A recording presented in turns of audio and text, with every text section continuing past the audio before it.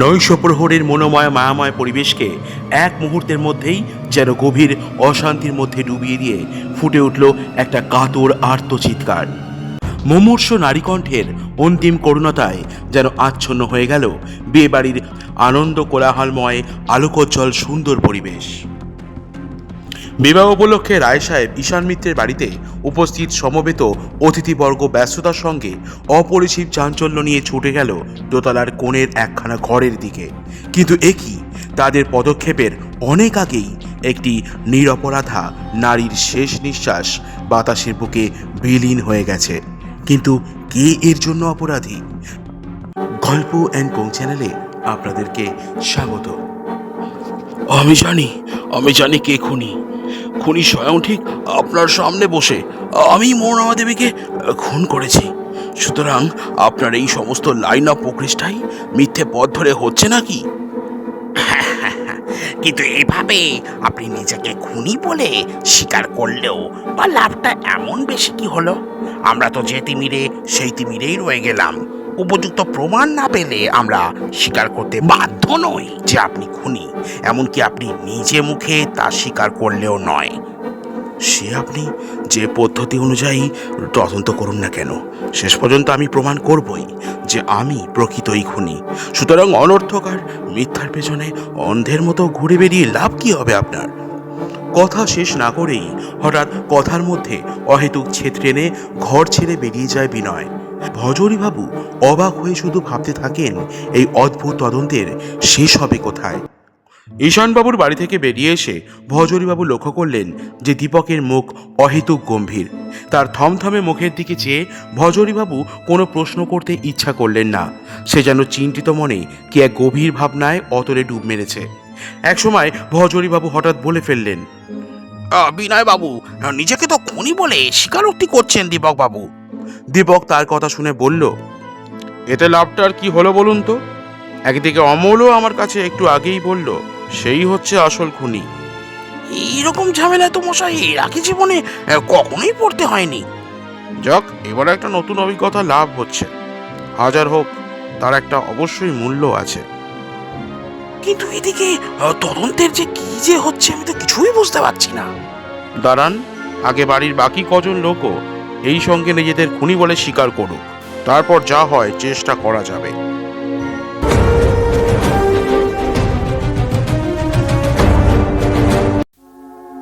ধূমপান এবং মদ্যপান স্বাস্থ্যের পক্ষে ক্ষতিকারক, এতে ক্যান্সার হয়। এটি একটি কাল্পনিক গল্প, বাস্তবে এর সাথে মিল নিতান্তই আকস্মিক এবং কাকতালীয়। নমস্কার, আমি লোকনাথ। গল্প অ্যান্ড কোং চ্যানেলে আপনাদেরকে স্বাগত। বিভিন্ন স্বাদের গল্প, প্রবন্ধ এবং উপন্যাস শুনতে আমাদের চ্যানেলটিকে ফলো করুন এবং সাবস্ক্রাইব করে পাশে থাকুন। আজকের উপন্যাস স্বপন কুমারের কাহিনী অবলম্বনে অদৃশ্য সংকেত।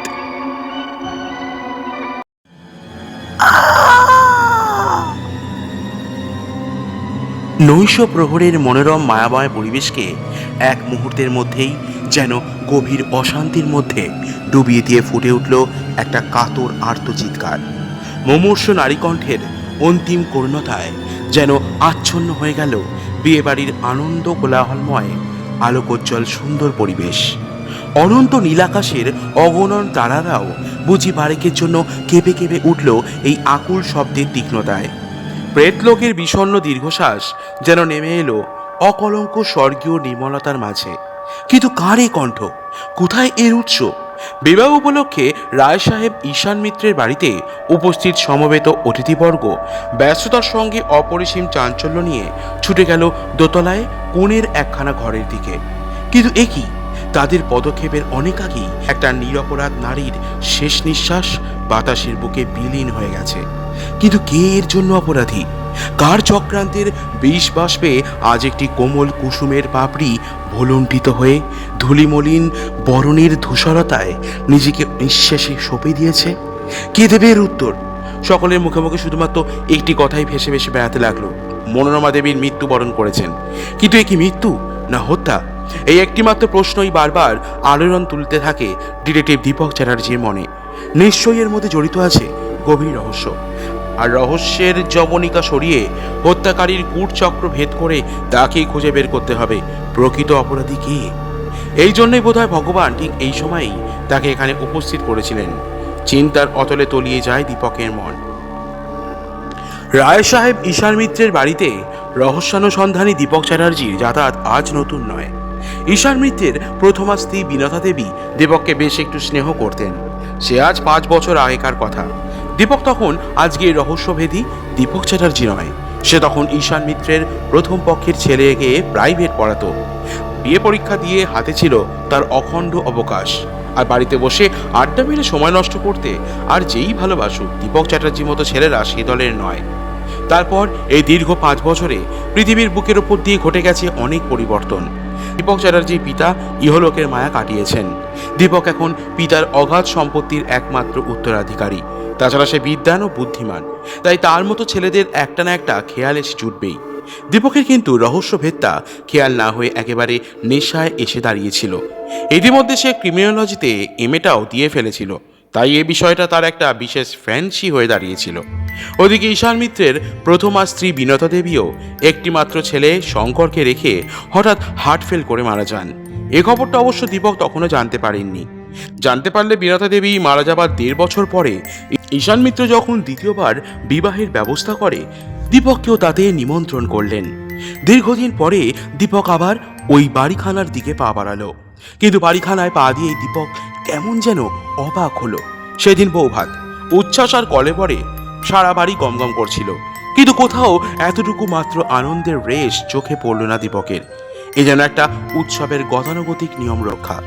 প্রথম পক্ষের ছেলে শঙ্করের বয়স 10 বেশি নয়, কিন্তু সে যেন অতিমাত্রায় গম্ভীর। কেমন যেন বীতস্পৃহ ভাব তার, উদাসীন নির্লিপ্ততা। ঈশান মিত্রের বাড়ির অধিকাংশ আত্মীয় স্বজনের মনের মধ্যেও কেমন একটা অস্বস্তির ভাব মাথাচাড়া দিয়ে উঠেছিল। তাদের প্রত্যেককে খুঁটিয়ে খুঁটিয়ে দেখে দীপকের এই কথাটাই মনে হলো যে তারা কেউ ঈশান বাবুর এই দ্বিতীয়বার দ্বার পরিগ্রহকে সন্তুষ্ট চিত্তে নিতে পারেনি। বাইরে রাত নেমেছে। রাতের কালো ডানায় তারাদের ঝিলিমিলি, ঝিরিঝিরি বইছে ফাল্গুনি হাওয়া। দীপক একা দোতলার ব্যালকনিতে দাঁড়িয়ে একটা সিগারেট ধরালো। ভেতরের হলঘরে অতিথিদের কলগুঞ্জন।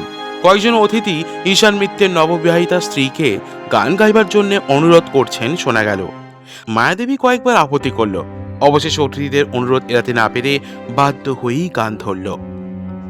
আমি চঞ্চল হে, আমি সুদূরের প্রিয়াসী, দিন চলে যায় আসি আন মনে, তারই পথ চেয়ে থাকি বাতায়নে, ওগো মন প্রাণে আমি তোমারই, পরশ পাবার প্রয়াসী, আমি সুদূরের প্রয়াসী। চমৎকার কণ্ঠ মায়াদেবী। দীপক সঙ্গীতজ্ঞ নয়, তবে গানের সুরের অপূর্ব মূর্ছনা তাকে বিহ্বল করে তুলল। দীপক সিগারেটে আর একটা সুদীর্ঘ টান দিয়ে ভাবতে লাগলো, সত্যি ঈশান মিত্রের স্ত্রী ভাগ্য ভালো, সন্দেহ নেই। মায়াদেবী অনুপম রূপ লাবণ্যের অধিকারিণী। তাছাড়া এমন সুন্দর কণ্ঠস্বর যে কোনো সাধারণ মানুষের ঈর্ষার বস্তু। তাছাড়া মায়াদেবী সে একজন বিদুষী মহিলা, এ কথাও শুনেছে দীপক। কিন্তু মায়াদেবী রায় সাহেব ঈশান মিত্রকে বিবাহ করলো কেন? ঈশান মিত্র মায়াদেবীর চেয়ে বয়সে অন্তত 15-20 বছরের বড়। মায়াদেবীর বয়স 20 কাছাকাছি বলে মনে হয়, কিন্তু ঈশান মিত্রের বয়স প্রায় 40। তাছাড়া ঈশান মিত্রের প্রথম পক্ষের যে একটি ছেলে আছে, এই কথাও মায়াদেবীর অবশ্যই অজানা ছিল না। এ কি তবে শুধু অর্থের প্রলোভন? হয়তো তাই। এ কি দীপক দা যে এখানে? পরিচিত কণ্ঠস্বর। দীপক পেছনে ফিরে চাইল। ঈশান মিত্রের ভাইপো অশোক মিত্র তার পাশে এসে দাঁড়িয়েছে। অশোকের বয়স 25-এর কাছাকাছি, দোহারা চেহারা। অল্প বয়সে পিতৃহীন হবার পর সে আর তার বড় ভাই অমল দুজনেই কাকার কাছে মানুষ। সবসময় হাসি খুশি ভাব অশোকের। বেশভূষায় বেশ একটু বাবুগিরির ছাপ, তবে অন্য কোনো বদখেয়াল তার নেই। তুমি তো জানো অশোক কলরবকে আমি পছন্দ করি না। দীপক হেসে বলল, তবে তুমিও এইভাবে উৎসব আনন্দকে এড়িয়ে চলছো কেন? ভালো লাগছে না। নির্লিপ্ত স্বর অশোকের। বুঝেছি, বোরিং লাগছে তাই না? সত্যি দীপকদা, কাকাবাবুর এই বয়সে আর বিয়ে না করলেই ভালো হতো। কেন? এখন হচ্ছে দাদার অথবা বিনয়দার ঠিক বিয়ে করবার বয়স। কাকা যদি এই বয়সে বিয়ে করে এভাবে নিজেকে জড়িয়ে ফেলেন, তবে সংকটটা ধীরে ধীরে উচ্ছন্নে যাবে। বিনয়দার পরিচয় এখানে সংক্ষেপে দেওয়া উচিত। বিনয় হচ্ছে রায় সাহেব ঈশান মিত্রের নিজের ভাগ্নে। অশোকের চেয়ে সে বছর তিনেকের বড়। বিনয় একটু খামখেয়ালি ধরনের, বিয়ে পর্যন্ত পড়ে সে পরীক্ষা দেয়নি। কেউ প্রশ্ন করলে বলে শুধু শুধু ডিগ্রিগুলো করিয়ে কি লাভ, ওগুলো শুধু কাঁধে বোঝার মতো চেপে বসে মানুষের উন্নতির পথে ব্যাঘাত সৃষ্টি করে। তবে পড়াশোনার দিকে তার ঝোঁক প্রচুর, আর আছে তার পিয়ানো বাজানোর শখ। কিছুদিন ওস্তাদের কাছে পিয়ানো শিখেছিল, এখন নিজেই বাজায়। পিয়ানোতেও তার হাতও খুব মিঠে। বিনয়ের কথা ওঠাতে দীপক বলল, সত্যি বিনয়ের বিয়ের কথাই আমি ভাবছিলাম। হঠাৎ যে ঈশানবাবু আবার বিয়ে করবেন এটা আমি ভাবতেই পারিনি। তবে শঙ্করকে মানুষ করে তুলতে গেলেও তো একজন নারীর প্রয়োজন অশোক। অশোক বাধা দিয়ে দৃঢ়কণ্ঠে বলল, তোমার কথা বাদ দাও দীপক দা, ওরকম সুন্দরী বিদেশি গায়িকা তারা ছেলে মানুষ হয় না। বিনতা কাকিমার কথা কি তুমি এর মধ্যে ভুলে গেলে? যেন পবিত্র মাতৃমূর্তি, আর এই যেন কেমন, একে কাকিমা বলে ডাকতে ইচ্ছা করে না। সেটা ঠিক সেজন্য নয় অশোক, এর কারণ অন্য। মায়াদেবী প্রায় তোমার সমবয়সী, বরং তুমিই বোধ হয় তার চেয়ে 2-1 বছরের বড় হবে। সেজন্য ওকে তুমি ঠিক গুরুজন বলে ভাবতে পারছো না। তবে ধীরে ধীরে ওটা সয়ে যাবে। দীপকের কথায় অশোক যেন সন্তুষ্ট হলো না, বলল, আচ্ছা চলি দীপকদা, দেখি ওদিকে খাবার জোগাড় কতটা হলো। শঙ্করটাও নিচের ঘরে মন খারাপ করে বসে আছে, তার দিকেও একটু দেখতে হবে। আর কথা না বাড়িয়ে ধীরে ধীরে অশোক হল ঘরের দিকে চলে যায়। অশোক চলে যেতে দীপক কেমন যেন অন্যমনস্ক হয়ে পড়ে। সত্যি কথা বলতে গেলে ঈশান মিত্রের এই দ্বিতীয়বার বিয়ে সারা পরিবারের বুকেই একটা অশান্তির ছায়া বয়ে নিয়ে এসেছে। কিন্তু কেন? হয়তো এরা প্রত্যেকেই আশা করেছিল ঈশান মিত্র মৃত্যুর পূর্বে উইল করে শঙ্করের সাথে এদের প্রত্যেককেও তার অগাধ সম্পত্তির কিছু কিছু অংশ দান করতে পারেন। কিন্তু ঈশান মিত্রের এই দ্বিতীয়বার বিবাহ তাদের সে আশাকে সম্পূর্ণ নির্মূল করেছে। তাছাড়া ঈশান মিত্রের দ্বিতীয় স্ত্রী মায়াদেবী অপূর্ব সুন্দরী, যে কোনো পুরুষকে সম্পূর্ণ বশীভূত করবার ক্ষমতা তার আছে। তাই দ্বিতীয় স্ত্রীর প্রতি তার আকর্ষণ প্রথম স্ত্রীর চেয়েও অনেক বেশি হবে বলেই তাদের ধারণা। এক্ষেত্রে মায়াদেবীর কোনো সন্তান হলে সেই যে সমস্ত সম্পত্তির উত্তরাধিকারী হবে তাও কারো অজানা নয়। শঙ্কর হয়তো পাবে সামান্য একটা অংশ, আর তারা তো এক কপর্দকও নয়। দীপক দীর্ঘশ্বাস ফেলল। সত্যি বিষয় সম্পত্তি আর টাকায় মানুষের সত্যিকারের প্রবৃত্তির অনেক ওপরে আজ স্থান পেয়েছে। কিন্তু কেন? মানুষের জন্যই টাকা, টাকার জন্য তো আর মানুষ নয়। পার্কের দিক থেকে এক ঝলক ঠান্ডা হাওয়া বয়ে গেল। আকাশে মেঘের ফাঁকে ফাঁকে চাঁদের লুকোচুরি খেলা চলছে। ডেকে উঠল কোন একটা রাত জাগা পাখি। হঠাৎ দীপকের চমক ভাঙল। হলঘরে অতিথিদের কলগুঞ্জন থেমে গেছে। সবাই বোধহয় ডাইনিং রুমে। সে যে কি করে এতক্ষণে এভাবে তন্ময় হয়েছিল তা নিজেই ভেবে পেল না। হলঘরে প্রবেশ করতেই হঠাৎ দেখা হয় মনোরমার সঙ্গে। মনোরমার সঙ্গে আগে দীপকের সামান্য পরিচয় ছিল। মনোরমা ঈশান মিত্রের প্রথম পক্ষের স্ত্রী বিনতা দেবীর বোন। বিনতা দেবীর কঠিন অসুখের সংবাদ পেয়ে 2 বছর আগে সে পিতৃগৃহ থেকে এখানে এসেছিল। তারপর দিদির আকস্মিক মৃত্যু ঘটে যাওয়ায় সে এই পরিবারেই থাকতে বাধ্য হয়। সে অল্প বয়সেই বিধবা হয়েছিল, তাই পিতৃগৃহ খুব ভালো ব্যবহার পেত না। বরং ঈশান মিত্রের জীর্ণ সংসার তরীর হালটা বেশ দৃঢ় মুষ্টিতে ধরেছিল বলে এই সংসারে তার যথেষ্ট প্রতিপত্তি ছিল। মনোরমা নিঃসন্তান, তাই শঙ্করকে সে খুবই স্নেহ করত। মনোরমার স্নেহযত্নে শঙ্কর কোনোদিনই মায়ের অভাব বুঝতে পারেনি এতটুকুও। মনোরমার এই সংসারে দীর্ঘদিন থাকার আরও একটা কারণ ছিল। এটা অবশ্য দীপক কানাঘুষায় শুনেছে, খুব বেশি বিশ্বাস করেনি। ঈশান মিত্রের বড় ভাইপো অশোকের দাদা অমল নাকি বাল বিধবা মনোরমার প্রতি কিছুটা আসক্ত হয়েছিল। এমনকি বিধবা বিবাহটা সামাজিক অনুশাসনের দিক থেকে উচিত কিনা এ নিয়ে সে এককালে যথেষ্ট গবেষণা করেছে। কিন্তু তারপর যে কী কারণে দুজনের বিবাহটা ঘটেনি তা দীপকের অজ্ঞাত। মনোরমা দীপককে দেখে কেমন যেন থতমত খেয়ে দাঁড়িয়ে পড়ল। দীপকের এই ধরনের আকস্মিক আবির্ভাব যেন সে ঠিক আশা করেনি। দীপক বলল, মনোরমা দেবী যে? মনোরমা আলতো হাসিতে মুখখানা ভরিয়ে তুলে বলল, হ্যাঁ, নিচে ডাইনিং রুমে অতিথিরা সব ভিড় করেছেন, তাই দোতলায় উঠে এলাম। তারপর আপনি যে এখানে, খেতে চাননি কেন? দীপক হেসে বলল, আমি তো আপনাদের ঘরের লোক, একসময় খেতে গেলেই হলো। মনোরমা হেসে বলল, কিন্তু 3 বছরের মধ্যে তো এই বাড়িতে পা দেবার সময় পাননি। আমরা বেঁচে আছি কিনা সেদিকেও নজর দেবার অবকাশ হয়নি আপনার। আপনি অদ্ভুত লোক কিন্তু। দীপক বলল, সত্যি বাবা মারা যাবার পর আমি কেমন যেন অন্য মানুষ হয়ে গেছি। কলরব আর হইচই তো ভালো লাগেই না, বরং কেমন যেন একটা নিরালার দিকেই ঝুঁকে পড়েছে আমার মন। আর ঠিক সেই জন্যই অতিথিদের সঙ্গে ডাইনিং রুমে না গিয়ে পাশের ব্যালকনিতে একা দাঁড়িয়েছিলাম।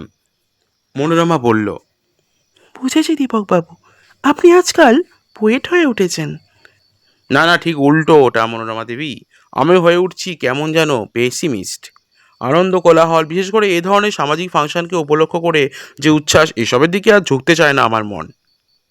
মনোরমা হঠাৎ গম্ভীর হয়ে গিয়ে বলল, এটাকে কি আপনি একটা ফাংশন বলে মনে করেন দীপকবাবু? দীপক মনোরমাকে বাজিয়ে দেখবার ইচ্ছা নিয়ে বলল, নয় কেন শুনি? মনোরমা বলল, এটা হচ্ছে কোনো একজন খামখেয়ালি পৌরের বিলাস চরিতার্থ করবার ইচ্ছা। এতটা বাড়াবাড়ি দীপকে ভালো লাগছিল না। সে বলল, এটা কিন্তু আপনি ঠিক ব্যালেন্সড মন থেকে বলছেন না মনোরমা দেবী। তাছাড়া কি বলবো দীপকবাবু? দেখুন, বিবাহ করবার পক্ষে ঈশানবাবুর বয়সটা একটু বেশি হয়েছে স্বীকার করি, কিন্তু সেটা এমন কিছু নয়। তিনি তো আর ঠিক 60 বছরের বুড়ো হননি এখনো। তাছাড়া বুড়ো বয়সের একটা অবলম্বন হিসাবেও বিয়ে করা তার অনুচিত নয়। যাক, এই সম্বন্ধে বেশি কথা আমি বলতে চাই না দীপকবাবু। আশা করি এখন এই আলোচনা বন্ধ রাখাই বাঞ্ছনীয়। হ্যাঁ বেশ, এই আলোচনা আপনার অপ্রিয় হলে ও সম্বন্ধে আর কিছু বলবো না আমি। আপনি আমার সঙ্গে আসুন দীপকবাবু, আমি আপনার খাবার ব্যবস্থা করে দিয়ে শঙ্করের ঘরে যাব। ও আবার আমার পাশে না শুলে ঘুমোতে চায় না।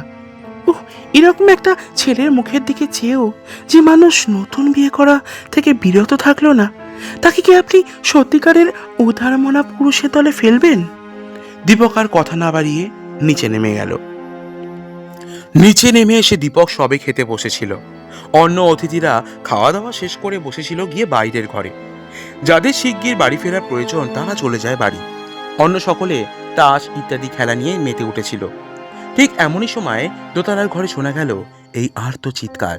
সকলে ছুটে গেল দোতলার ঘরের দিকে। ঘরের মধ্যে প্রবেশ করে সকলে দেখতে পেল মনোরমা দেবী মেঝের ওপর লুটিয়ে পড়েছে, দেহ নিষ্পন্দ। কোথাও প্রাণের চিহ্ন মাত্র অবশিষ্ট আছে বলে বোঝা গেল না। হাতে ছিল একখানা বই। বোধহয় সে কিছুক্ষণ আগেও বইখানা পড়ছিল। সেটা একপাশে খোলা অবস্থায় পড়ে রয়েছে। দীপক ঘরের মধ্যে প্রবেশ করেই বলে উঠল, দেখুন, আপনারা কোনো জিনিসপত্র হাত দেবেন না, কারণ পুলিশ এসে এগুলো নিয়ে তদন্ত করবে। এবার প্রত্যেকটি জিনিস বেশ ভালো করেই দেখা হবে। পুলিশ? উপস্থিত অতিথিদের মুখে একসঙ্গে প্রশ্ন ফুটে উঠল। হ্যাঁ, প্রথমে একজন ডাক্তারকে ডাকা প্রয়োজন, আর পুলিশেও ফোন করা উচিত। আচ্ছা, সেসব ব্যবস্থা আমিই করছি। এটা একটা খুনের কেস বলেই মনে হচ্ছে। খুন মানে মার্ডার? আশ্চর্য! সকলের মুখ দিয়ে যেন একটি কথাই ধ্বনিত হলো। হ্যাঁ, আমার তাই মনে হচ্ছে। কিন্তু সেই কিন্তু নিরসনের জন্যই পুলিশে ফোন করতে বাধ্য হলাম। ও! সকলেই ঘর থেকে একে একে বেরিয়ে গেল। আপনারা প্রত্যেকেই নিচের ঘরে বসুন, কেউ চলে যাবার চেষ্টা করবেন না। দীপকের স্বরটা কঠোর বলে মনে হলো। সোজা নিচে নেমে এলো দীপক। টেলিফোনের সামনে গিয়ে রিসিভার তুলে নিল। হ্যালো, পুট মি টু বিবি। হ্যালো, কে? আমি চ্যাটার্জি কথা বলছি। ও দীপক। হ্যাঁ, ঠিকই অনুমান করেছেন ডক্টর লাহিড়ী। তারপর হঠাৎ কি ব্যাপার বলো তো? ডক্টর লাহিড়ী, আপনি জানেন ডক্টর লাহিড়ী, যে কিছুদিন হলো আমি ডিটেকশনকে আমার জীবনের অন্যতম একটি প্রফেশন হিসাবে গ্রহণ করেছি। হ্যাঁ হ্যাঁ হ্যাঁ, মনে পড়েছে বটে। সম্প্রতি রায় সাহেব ঈশান মিত্রের বাড়িতে তার বিয়ের নিমন্ত্রণ খেতে এসেছি, কিন্তু ঢেকি স্বর্গে গিয়েও ধান বানে জানেন তো। এখানে এসেও দেখছি সেই ব্যাপার। এখন কেসটা পরীক্ষা করবার জন্য আপনি যদি দয়া করে। হ্যাঁ নিশ্চয়ই, আমি সবসময় তোমাকে সাহায্য করবার জন্য প্রস্তুত। হ্যাঁ, ধন্যবাদ। হ্যাঁ, এখনই আসছি। ফোন ছেড়ে দিয়ে দীপক স্থানীয় থানার সঙ্গে সংযোগ চাইল। ফোন তুললেন স্থানীয় থানা দারোগা ভজহরিবাবু। হ্যালো, কে? আমি দীপক চ্যাটার্জি কথা বলছি, রায় সাহেব ঈশান মিত্রের বাড়ি থেকে। আপনি? ও, আমি ভজহরি সামন্ত। ও, ভজহরিবাবু আপনি? হ্যাঁ, তারপর ব্যাপার কি মিস্টার চ্যাটার্জি? রায় সাহেব ঈশান মিত্রের বিয়েতে আমি নিমন্ত্রিত হয়েছিলাম, কিন্তু এদিকে একটা মারাত্মক ব্যাপার সংঘটিত হয়েছে। হ্যাঁ, কি ধরনের? বোধহয় এটা একটা কেস অফ মার্ডার। ও আচ্ছা, আমি যত শীঘ্র বাড়ি আসতে চেষ্টা করছি। আপনি ওখানেই থাকবেন তো? হ্যাঁ হ্যাঁ হ্যাঁ, নিশ্চয়ই। ও ধন্যবাদ। আশা করি আপনার কাছ থেকে উপযুক্ত সাহায্য আমি পাবো। ফোন ছেড়ে দিয়ে দীপক ঘর থেকে বাইরে বেরিয়ে এসে একটু পরেই শুনতে পেল ডক্টর লাহিড়ীর মোটর কার বাইরে পার্ক করছে। দীপক ঘর থেকে বেরিয়ে গিয়ে তাকে অভ্যর্থনা করে ভেতরে নিয়ে এলো। ও সর্বপ্রথম মৃতদেহকে দেখতে পায় দীপক? সেটা ঠিক জানি না।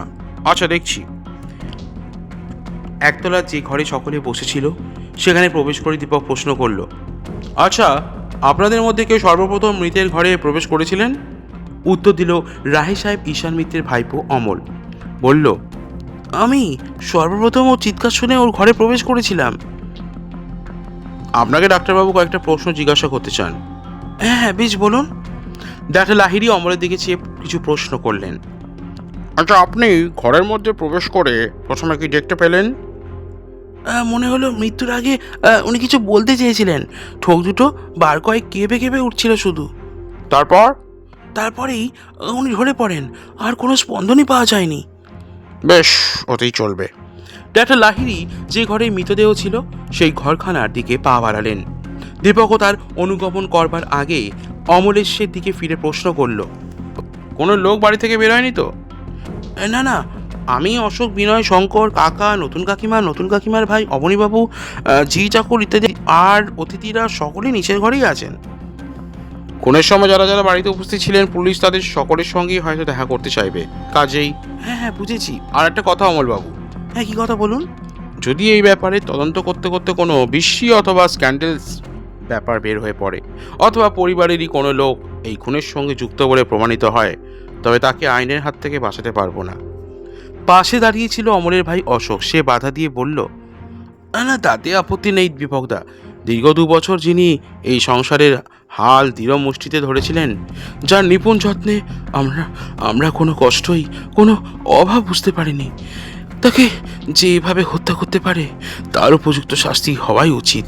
দীপক কোনো কথা না বলে চলল ওপরের ঘরের উদ্দেশ্যে। ডাক্তার লাহিড়ী বেশ কিছুটা চিন্তা না করে কখনো নিজের মতামত প্রকাশ করতে চান না। দীপক চুপ করে দাঁড়িয়েছিল তার পাশে। সমস্ত দেহটা বেশ ভালো করে পরীক্ষা করে দেখে তিনি বললেন, তোমার কল্পনাটা মিথ্যা নয় দীপক। অর্থাৎ? সাধারণ লোকে এটাকে হার্ট ফেল বলে ভুল করতে পারে, কিন্তু ব্যাপারটা তা নয়। আসল রহস্যটা তবে কি? এই যে পিঠের দিকে 3টে সরু সরু সূচ ফোটার চিহ্ন দেখতে পাচ্ছ? হ্যাঁ, এই দেখো, এই ক্ষতের মুখে 3টে রক্তের বিন্দু জমাট বেঁধে আছে। এইটাই কি হত্যাকাণ্ডের আসল রহস্য? আপাতত মনে হচ্ছে তাই। বোধহয় সরু ছুঁচের মতো যন্ত্রের আগায় তীব্র অর্গানিক বিষ মাখিয়ে ওর শরীরে তা ফুটিয়ে দেওয়া হয়, আর তাতেই ওর মৃত্যু ঘটেছে। অবশ্য আমি এখনও নিঃসন্দেহ নই, তাই লাশ মর্গে পাঠানো উচিত। আশা করি পুলিশ এসেই সে ব্যবস্থা করবে। হ্যাঁ, পুলিশেও সংবাদ দিয়েছি আমি। স্থানীয় থানা দারোগা ভজহরিবাবু আমার বন্ধু, তিনি এক্ষুনি এসে পড়বেন। ঘরের কোনো জিনিসপত্রে ওরা হাত না দিয়ে দুজন ঘর থেকে বেরিয়ে এলেন। ঈশান মিত্রের বাড়িতে পা দিয়েই যে জিনিসটা ভজহরিবাবুকে অবাক করল তা হচ্ছে বাড়িখানার থমথমে গাম্ভীর্য। সামান্য কিছু আগে যে এখানে একটা আনন্দ কোলাহলময় ঘটনা ঘটেছিল, তার সামান্য রেশও এখন আর কোথাও পাওয়া যায় না। ড্রয়িং রুমে পা দেওয়ার আগেই তার দেখা হলো দীপকের সাথে। এই যে মিস্টার চ্যাটার্জি, তারপর খবর কি বলুন? ওপরের ঘরে ঘটনাটা ঘটেছে, চলুন ওদিকে যাওয়া যাক। হ্যাঁ, ইনি হচ্ছেন ডক্টর লাহিড়ী। এর অভিমত হচ্ছে যে মনোরমা দেবীর দেহে অর্গানিক বিষ ফুটিয়ে দিয়ে তাকে হত্যা করা হয়েছে, আর মৃত্যুটাও একটা নিকষ কালো রহস্য জবনিকার আড়ালে এমনভাবে ঘটে গেছে যে আমরা বিন্দু বিসর্গও টের পাইনি। ভজহরিবাবু বললেন, আচ্ছা, এই ব্যাপারের কিনারা করবার জন্যে আপনার সাহায্য কি আমি পেতে পারি দীপক বাবু? না, আমি আমার নিজের ধারায় তদন্ত করে যাব ভজহরিবাবু, তবে শেষ মুহূর্তে আপনার সাহায্য আমার অবশ্যই প্রয়োজন হবে। যাক, চলুন আমরা আগে যে স্থানে হত্যাকাণ্ডটা অনুষ্ঠিত হয়েছে সেই অকুস্থলটা দেখে আসি। তারপর এই ঘরে বসে প্রত্যেককে পৃথক পৃথকভাবে প্রশ্ন করতে হবে। সকলকে এক জায়গায় নিয়ে এলোমেলো প্রশ্ন করলে চলবে না ভজহরিবাবু। ভজহরিবাবু বললেন, হ্যাঁ হ্যাঁ, তা তো বটেই। বেশ, চলুন যে ঘরে হত্যাকাণ্ডটা সংঘটিত হয়েছে সেখানে যাই। যে ঘরে মনোরমার মৃতদেহটা রাখা ছিল সেটা আকারে খুব বড় নয়। একটা চাদর দিয়ে মনোরমার সারা দেহ আবৃত ছিল।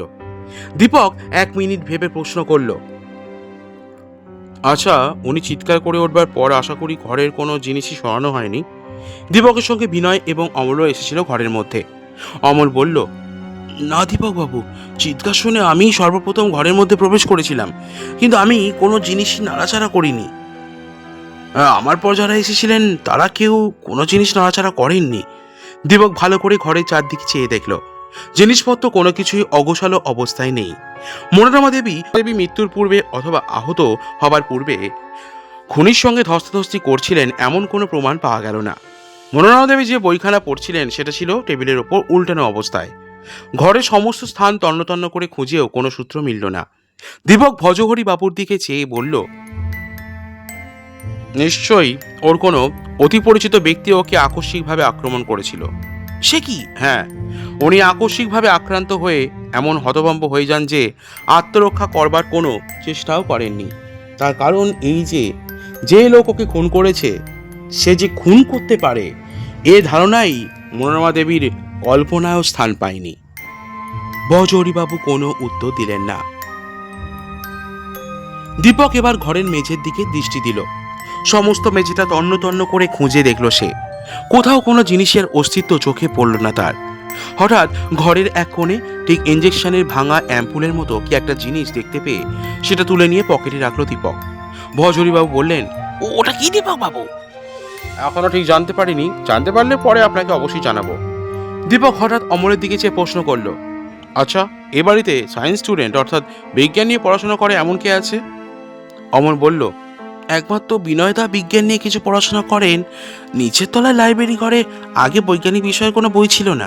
বিনয়দাই প্রথম পদার্থ রসায়নবিদ্যার অনেকগুলি বই কিনে এনে লাইব্রেরিতে রেখেছেন। দীপক কোনো উত্তর দিল না, শুধু বলল, লাশটা এখনই মর্গে পাঠাবার ব্যবস্থা করুন ভজহরিবাবু। হ্যাঁ, আচ্ছা আচ্ছা, এই চলুন যা যাক এখান থেকে, পরে সব ব্যবস্থা করছি। দীপক বলল, না, আঘাতের স্থানটা একবার দেখতে হবে। নিশ্চয়ই অত্যন্ত শক্তিশালী কোনো বিশেষ সাহায্যে ওর মৃত্যু ঘটানো হয়েছে বলে মনে হচ্ছে। সে কথা স্বীকার করতে আমি বাধ্য। আহত হবার পর মিনিট দুয়েকের মধ্যেই ওর মৃত্যু ঘটেছে।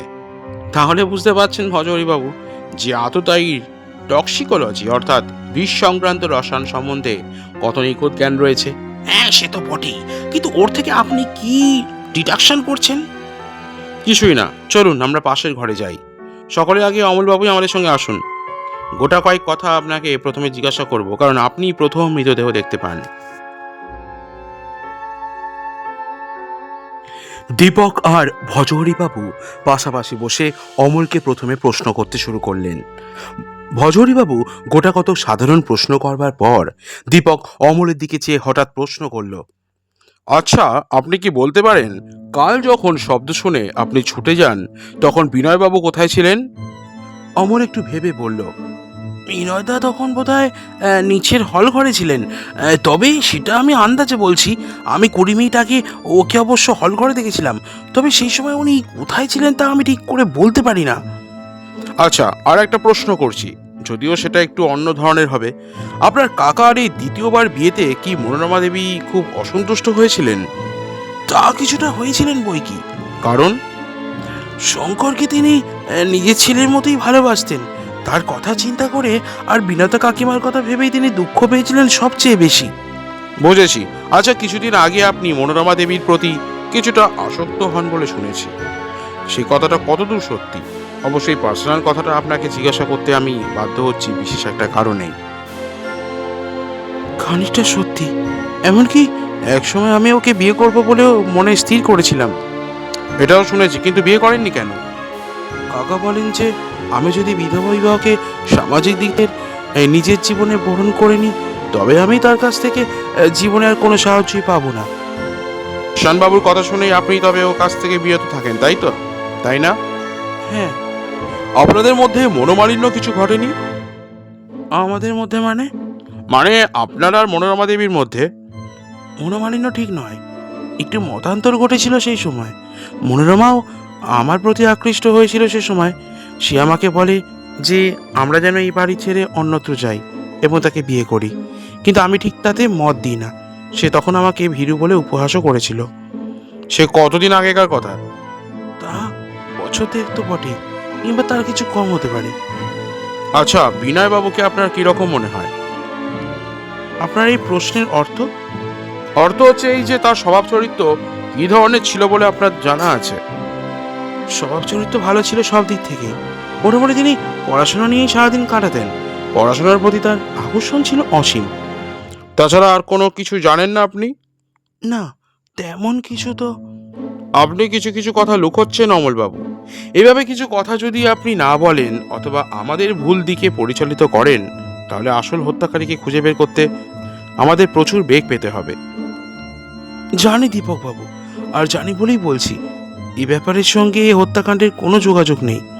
বেশ, আপনি না বললে কথাটা আমি অবশ্যই বিনয়বাবুর কাছ থেকে বের করে নিতে পারবো। যাক সে কথা, আপনি এখনই বিনয়বাবুকে পাঠিয়ে দিন, আমি তাকেও কতগুলি প্রশ্ন করতে চাই। অমল দুজনের মুখের দিকে একবার চেয়ে ধীরে ধীরে ঘর থেকে বেরিয়ে যায়। বিনয়ের দিকে চেয়ে দীপক সর্বপ্রথম যে প্রশ্নটি করে বসল, তার জন্য দারোগা ভজহরিবাবু প্রস্তুত ছিলেন না।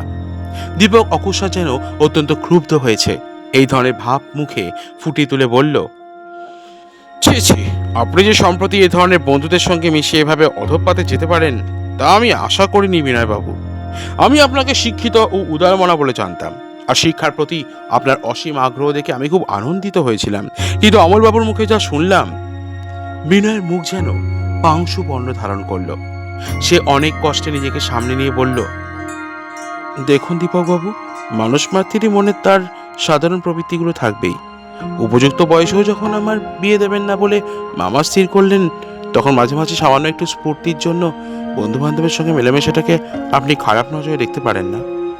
না, মদ্যপানাসক্ত ও চরিত্রহীন লোকদের আমি ঘৃণা করি বিনয়বাবু। আমার মনে হয় মানুষ ইচ্ছা করলেই নিজের মনোমতো নিজেকে পরিচালিত করতে পারে। এই যে অত্যন্ত অল্প দিন হলো কুসংসর্গে পড়ে আপনি বিপদগামী হতে চলেছেন, এতে আপনার সমস্ত সদ্গুণের মূলে কালিমা লেপিত হচ্ছে নাকি? বিনয় কোনো উত্তর না দিয়ে মুখ নিচু করল। দীপক প্রশ্ন করল, আচ্ছা, ঈশানবাবু যে দ্বিতীয়বার বিবাহ করেন, তাদেরকে আপনি তার প্রতি বিরূপ মনোভাব পোষণ করেছিলেন? শুধু আমি নয়, অশোক, অমল, মৃতা, মনোরমা সকলেই ব্যাপারটাতে কম বেশি অসন্তুষ্ট হয়েছিল। আচ্ছা, আপনি বিজ্ঞান নিয়ে গবেষণা করেছেন কতদিন? গবেষণা বললে ভুল হবে, শুধু স্টাডি।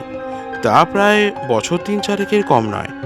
আপনি ইউনিভার্সিটি জীবনে ছিলেন আর্টস স্টুডেন্ট, কিন্তু এভাবে প্রাইভেটলি সায়েন্স মানে বিজ্ঞান নিয়ে পড়াশোনা করেছিলেন কেন? এটাকে আমার হবি মানে খেয়াল বলতে পারেন।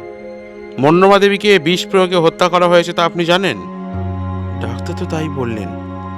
যদি বলি সেই বিষটার প্রয়োগের ব্যাপারে আপনার হাত ছিল, মানে এ বাড়িতে তো আর কেউ বৈজ্ঞানিক ব্যাপারে ততটা ওয়াকিবহাল নয়।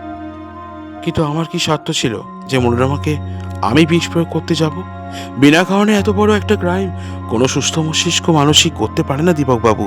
আর আমার মস্তিষ্কের সুস্থতা সম্বন্ধে আশা করি আপনার সন্দেহের অবকাশ নেই। ও কথা বাদ দিন বিনয়বাবু, বাড়ির কারোর সঙ্গে কি সম্প্রতি মনোরমা দেবীর কোনো মনোমালিন্য হয়েছিল বলে স্মরণ হয় আপনার? একটু চিন্তা করে বিনয় বলল, না, সেরকম কারো কথাই তো স্মরণ হয় না। তবে একটা কথা শুধু যেন একটু মনে পড়েছে। নতুন মামিমা তো কাল মাত্র এই বাড়িতে এসেছেন, আর আজ হচ্ছিল বউ ভাতে উৎসব, কিন্তু আজ সকালে যেন কি একটা ব্যাপার নিয়ে নতুন মামিমার সঙ্গে ওর সামান্য একটু তর্ক বিতর্ক হয়েছিল। অবশ্য ব্যাপারটা তত সাংঘাতিক কিছু নয়। কি ব্যাপার উপলক্ষ করে এই গোলযোগটা ঘটে তাও আমি জানতে পারিনি। আর কেউ কি এই সম্বন্ধে কিছু বলতে পারে? এ কথা মামিমা ছাড়া আর কেউ বলতে পারে না। আচ্ছা, যখন হত্যাকাণ্ডটা সংঘটিত হয় তখন মায়া দেবী কোথায় ছিলেন তা কি জানেন আপনি? উনি যে ঘরে হত্যাকাণ্ড সংঘটিত হয়েছে তার পাশের ঘরে সেলাই মানে এমব্রয়ডারি নিয়ে ব্যস্ত ছিলেন। চিৎকার শুনে তিনি ছুটে যাননি? হ্যাঁ, অমলের পরেই তিনি ছুটে এসেছিলেন। আচ্ছা, অমলবাবুকে আপনার কিরকম মনে হয়? কেন? মোটামুটি ভালোই লাগে ওকে। সে কথা নয়, তার সঙ্গে কিছুদিন আগে মনোরমা দেবীর যে বিয়ের কথা হচ্ছিল সেই ব্যাপারে কথা বলছি। সেটা এমন কিছু নয়, মামার অমত ছিল বলে বিয়েটা ঘটে ওঠেনি, এই আমি জানি। মায়াদেবীর ভাই অবনীবাবু তখন কোথায় ছিলেন? তিনি বললেন যে তিনি নিচের লাইব্রেরি ঘরে ছিলেন, তার আসতে তাই একটু দেরি হয়েছিল। আচ্ছা, আপনাকে আর কোনো প্রশ্ন করতে চাই না বিনয়বাবু, যদি কোনো প্রয়োজন থাকে পরে জিজ্ঞাসা করব। এখন শুধু মায়াদেবী আর অবনীবাবুকে গোটা কয়েক প্রশ্ন করেই আমার কাজ শেষ আজকের মতো। প্রথমে আপনি মায়াদেবীকে পাঠিয়ে দিন, গোটা কয়েক প্রশ্ন জিজ্ঞাসা করব তাকে। বিনয় ঘাড় নেড়ে ঘর ছেড়ে বেরিয়ে গেল। দীপক ওর গমন পথের দিকে চেয়ে আপন মনেই বলে, এদের মধ্যে যে কে সত্যিকারের হত্যাকারী তা খুঁজে বের করা সত্যিই দুরূহ। ভজহরিবাবু দীপকের কথা শুনে মৃদু হেসে ওঠেন। মায়াদেবী যে সুন্দরী এই কথাটা দীপক তাকে দেখেই বুঝতে পেরেছিল, তবে ঠিক সামনাসামনি তার সঙ্গে কথা বলবার সৌভাগ্য দীপকের হয়নি। এখন তাকে দেখে দীপকের এই কথাই মনে হলো যে সাধারণ কথায় সুন্দরী বললে মায়াদেবীর প্রতি অবিচার করা হয়। মায়াদেবী অপরূপ রূপ লাবণ্যবতী। মায়াদেবী ঘরের মধ্যে প্রবেশ করে ধীরে ধীরে নমস্কার করে আসন গ্রহণ করলো। তার চেহারা দেখে মনে হয় যে কিছুক্ষণ আগেও সে কেঁদেছে, চোখ দুটো ঈষৎ ফোলা। দীপক মায়াদেবীর দিকে চেয়ে প্রশ্ন করল, মনোরমা দেবীর সঙ্গে আপনার কি পরিচয় হয়েছিল? মায়াদেবী গম্ভীরভাবে বলল, সেরকম সাধারণভাবে হয়ে থাকে, ঠিক সেই রকমই। মনোরমা দেবীকে আপনার কিরকম মনে হয়? বাইরে থেকে তাকে যত সহজ ও সাধারণ বলে মনে হয়, আসলে তিনি তত সহজ ও সাধারণ ছিলেন না। এ কথার অর্থ? এর বেশি আমি বলতে পারবো না দীপক বাবু। আচ্ছা থাক, আপনার মনে অযথা কষ্ট দিতে চাই না, আমি শুধু একটা কথা জিজ্ঞাসা করতে চাই। কি কথা বলুন? আজ সকালে মনোরমা দেবীর সঙ্গে আপনার একটু মনান্তর ঘটেছিল বলে শুনলাম, সেটা ঠিক কি? এ ব্যাপার নিয়ে জানতে পারি কি? মায়াদেবী কোনো উত্তর দিল না। দীপক বলল, এই কথাটার উপরে আমি বিশেষ গুরুত্ব আরোপ করছি মায়াদেবী। মায়াদেবী হঠাৎ উত্তেজিত হয়ে উঠে দাঁড়ালো, একটু থেমে হঠাৎ সজোরে বলে উঠল, আমি আমি মনোরমা দেবীকে হত্যা করেছি দীপক বাবু। আপনি আমাকে গ্রেপ্তার করে নিয়ে চলুন। আপনি? দীপক আর ভজহরি বাবু একসঙ্গে বলে ওঠে। শুনছেন স্বপন কুমারের লেখা উপন্যাস অদৃশ্য সংকেত। এখনো আমাদের চ্যানেলটিকে সাবস্ক্রাইব না করে থাকলে অবশ্যই করে নিন। হ্যাঁ, আমি আমি তাকে হত্যা করেছি। আমি নিজে মুখে এই কথা স্বীকার করছি। ঘরের মধ্যে বজ্রপাত হলেও বোধ হয় তারা অতটা চমকে উঠত কিনা সন্দেহ। কিন্তু আপনার এতে তো কোনো স্বার্থ নেই মায়াদেবী।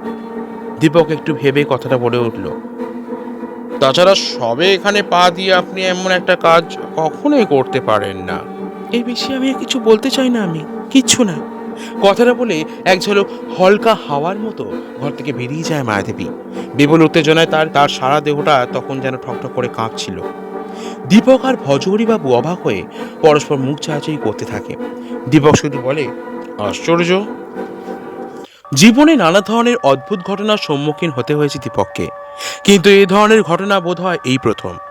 এই আকস্মিক ঘটনাবলীর সম্মুখীন হয়ে সে প্রথমটা থতমত খেয়ে গিয়েছিল, কিন্তু একটু থেমে আপন মনে কি সব কথা চিন্তা করে দীপক ভজহরি বাবুর দিকে চেয়ে বলল, উনি যে মিথ্যা কথা বললেন এ সম্বন্ধে আমি স্থির নিশ্চয়ই ভজহরি বাবু। কেন? অন্য কাউকে খুনের দায় থেকে বাঁচাবার উদ্দেশ্যে। কিন্তু আসল খুনিকে? তা এখনো বুঝতে পারিনি, তবে অল্প দিনের মধ্যেই যে পারবো সে আশা রাখি। কিন্তু আপনি কি করে বুঝলেন যে মায়াদেবী নির্দোষ? বিনয়বাবুর কথা থেকে। সে কি? হ্যাঁ, বিনয়বাবু বলেছেন যে যখন হত্যাকাণ্ড সংঘটিত হয় তখন মায়াদেবী পাশের ঘরে সেলাই নিয়ে ব্যস্ত ছিলেন। তাছাড়া সবে এখানে পা দিয়েই এমন কিছু ঘটাতে পারে না যা থেকে। হ্যাঁ, তা বটে। তাছাড়া আরও একটা কথা আছে। কি ব্যাপার? এত দ্রুত পরিকল্পনা করে বিষ জোগাড় করে সেই বিষ মনোরমা দেবীর দেহে সঞ্চালিত করবার মতো যন্ত্রের ব্যবস্থা করে ঠিক সময় আমাকে হত্যা করে তারপর সেলাই নিয়ে বসতে গেলে যে পরিমাণ শক্তিশালী নার্ভের প্রয়োজন ছিল তা কিন্তু ছিল না মায়াদেবীর। আর কোনো নারীর দ্বারা এটা সংঘটিত হয়েছে বলে আমার ধারণা হয় না। তবে উনি এভাবে স্বীকারোক্তি করলেন কেন? বললাম তো, কোনো একজনকে খুনের দায় থেকে বাঁচাবার জন্যে। কিন্তু বিনয় বা অমল বা ওর ভাই অবনীবাবু যেই খুনি হোক না কেন, তাকে বাঁচাবার জন্যে উনি এভাবে নিজেকে জড়িয়ে ফেলবেন, এটাই বা আপনি এত দৃঢ়ভাবে বিশ্বাস করছেন কেন? ঘটনা পরম্পরা আমাকে একথা বিশ্বাস করতেই বাধ্য করছে ভজহরি বাবু, কিন্তু অমল বা বিনয়ের জন্য মায়াদেবী এভাবে স্বার্থত্যাগ করবেন বলে মনে হয় না। ওরা দুজনেই ঈশানবাবুর এই দ্বিতীয়বার বিবাহকে সুনজরে দেখেননি, সুতরাং এবার অবনীবাবুর উপরে সন্দেহটা গিয়ে পড়া স্বাভাবিক। কিন্তু অবনীবাবু হঠাৎ মনোরমা দেবীকে হত্যা করতে যাবেন কেন? সেরকম কোনো স্বার্থ তো ওর ছিল না, আর সুস্পষ্ট কোনো মোটিভ ছাড়া কেউ খুন করে না। এ কথা আমি জানি, তবে সেটাই আমাদের বের করতে হবে। অবনীবাবুকে এখনই এখানে ডেকে আনার ব্যবস্থা করুন, কয়েকটা প্রশ্ন করতে চাই তাকে। বেশ, আমি কিন্তু স্যার এখনো বিশ্বাস করতে পারছি না অবনীবাবু এই খুনের ব্যাপারে। অবনীবাবু সম্বন্ধে সংক্ষেপে একটাই কথা বলা যায় তিনি অত্যন্ত চুপচাপ থাকেন। সাধারণভাবে কোনো প্রশ্ন করেই তার কাছ থেকে মামুলি উত্তর খুব একটা আশা করা যায় না। অবশেষে কিছুক্ষণ চিন্তা করে দীপক বলল,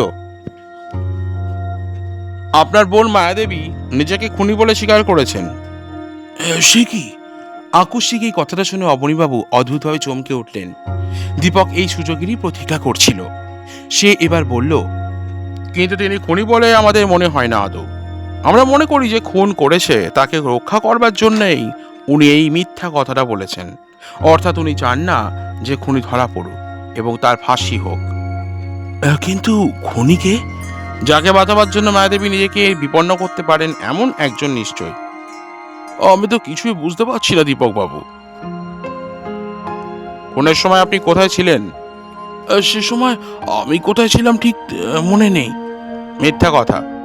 বিশ্বাস করুন দীপক বাবু, বোধহয় মায়াকে কি একটা কথা বলবার জন্যে আমি দোতলায় তাকে খুঁজতে চাই। দেখুন অবনীবাবু, আপনি সত্যি কথা না বললেও আমরা তা বের করতে সক্ষম হবই। অনর্থক খানিকটা দেরি করিয়ে আমাদের তদন্তের পথে বাধা সৃষ্টি করে কোনো লাভ নেই আপনার।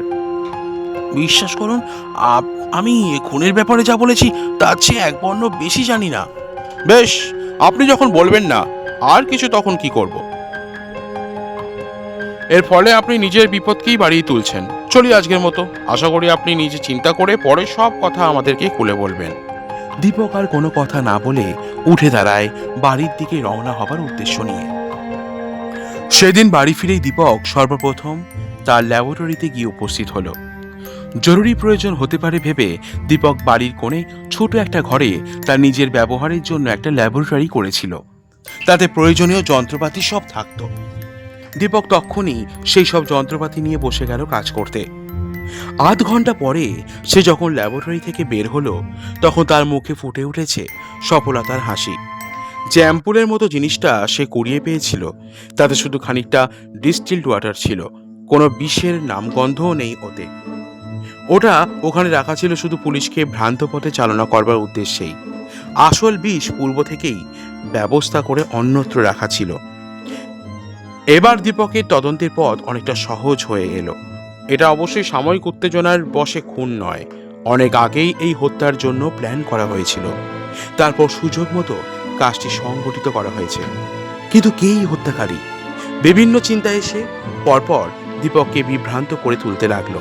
সামনে বিরাট অন্ধকার, তার মধ্যে সামান্য একটিমাত্র আলোকের রেখা শুরু দেখা যাচ্ছে, কিন্তু তাও অস্পষ্ট, ক্ষীণ। ক্রিং ক্রিং ক্রিং টেলিফোনের সরব আর্তনাদ দীপকের চিন্তায় বাধা সৃষ্টি করলো। হ্যালো, কে? আমি ভজহরিবাবু কথা বলছি।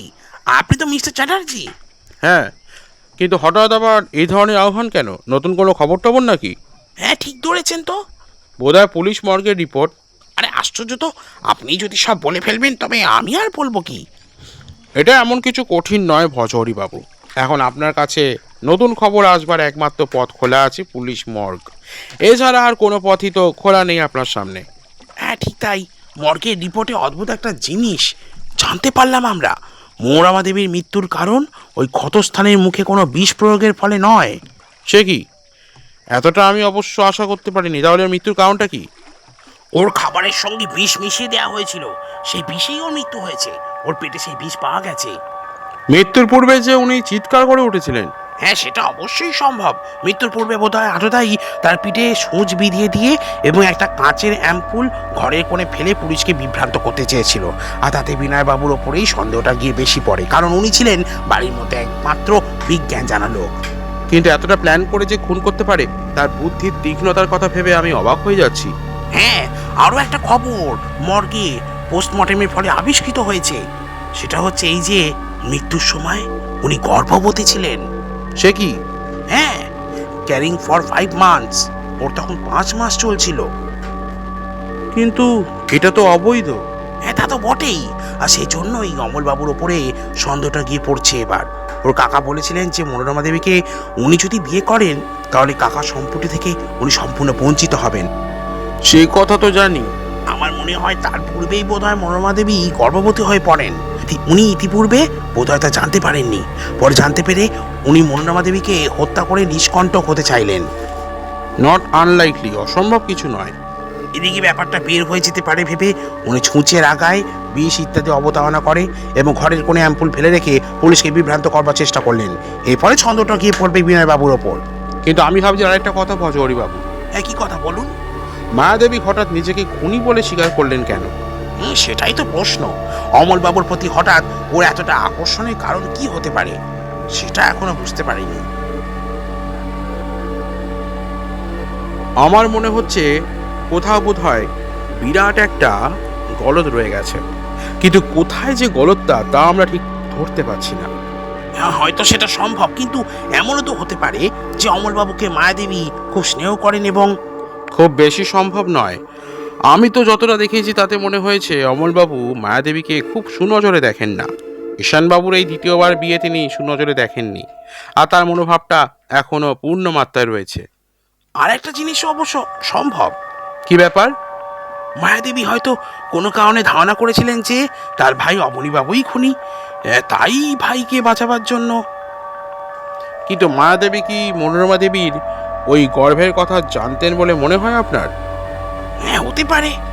তবে তিনি অবনীবাবুকে খুনি বলে ভাববেন কেন? অবনীবাবু তো এ বাড়িতে পা দিয়েছেন বড় জোর 2 মাস। বিয়ের আগে তিনি কখনো এই বাড়িতে যাননি, কিন্তু মনোরমা দেবী 5 মাস পূর্বে অন্তঃসত্ত্বা হয়েছেন। আমার মাথা গুলিয়ে যাচ্ছে Deepak babu. I am at a loss. কিছুই ঠিক মতো বুঝতে পারছি না। তবে এক কাজ করুন না কেন, চলুন দুজনেই ঈশান মিত্রের বাড়িতে গিয়ে ওদের জিজ্ঞাসা করি ওরা কেউ এই বিষয়ে কিছু জানতেন কিনা। আমার মনে হয় সূত্র যখন একটা পাওয়া গেছে তখন শেষ ধাপে আমরা অবশ্যই পৌঁছতে পারবো। হ্যাঁ বেশ, আমি আপনার জন্য অপেক্ষা করছি। আপনি এখানে এলে দুজনে একসঙ্গে বের হব রায় সাহেব ঈশান মিত্রের বাড়ির দিকে।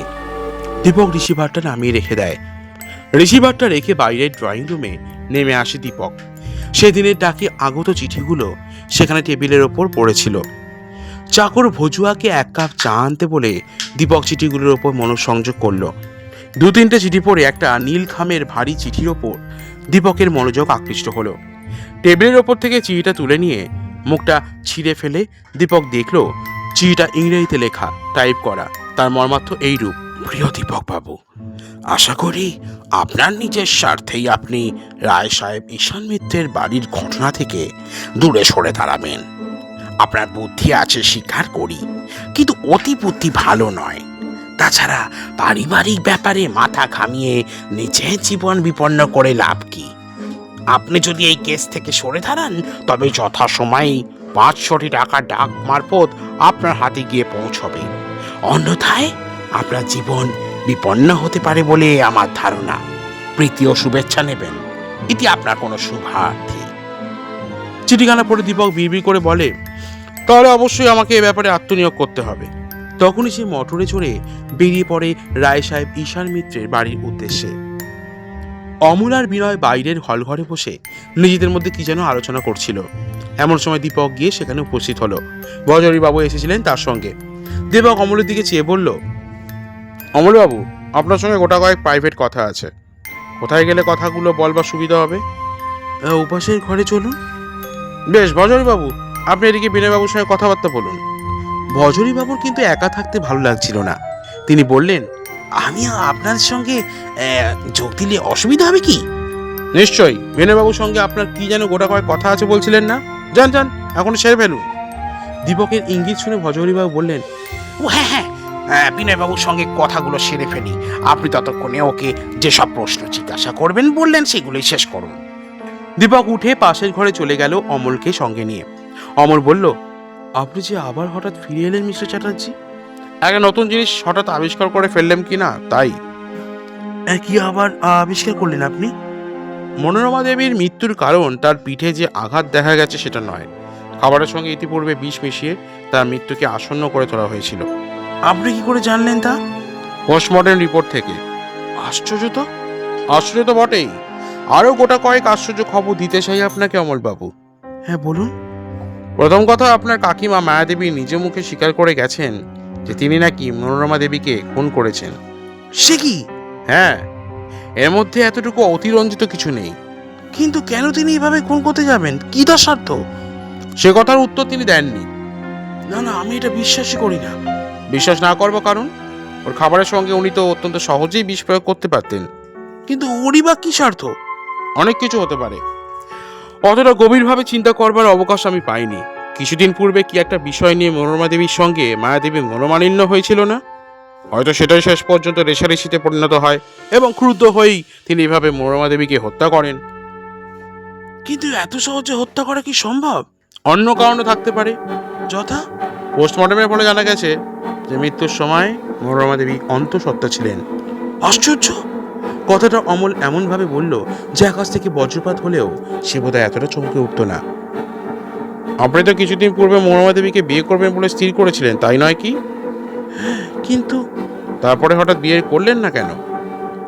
সে অনেক কথা দীপকবাবু, সেসব কথা আমাদের আলোচনার বাইরেই থাকা উচিত। কিন্তু আমাদের প্রয়োজনের গণ্ডির মধ্যে সেটা এখন এসে পড়েছে অমলবাবু। সংক্ষেপে বলতে গেলে কাকার ঘোরতর আপত্তি এর প্রধান কারণ। বিধবা বিবাহে সমর্থন জানালে পরিবারের ঐতিহ্য বিনষ্ট হবে এই ধারণাই ছিল তার মনে। তাই তিনি আপত্তি জানিয়ে বলেন যে আমি যদি তার কথা না মানি এবং জোর করে বিয়ে করতে চাই তাহলে আমি তার কাছ থেকে আর কোনো সাহায্যই জীবনে পাবো না। সেটা কতদিন আগে? প্রায় 1 বছর। তারপর কি মনোরমা দেবীর প্রতি আকর্ষণ আপনার কমে এসেছিল অমলবাবু? না, তাহলে কাকার কথাটাই শেষ পর্যন্ত মেনে নিলেন কেন?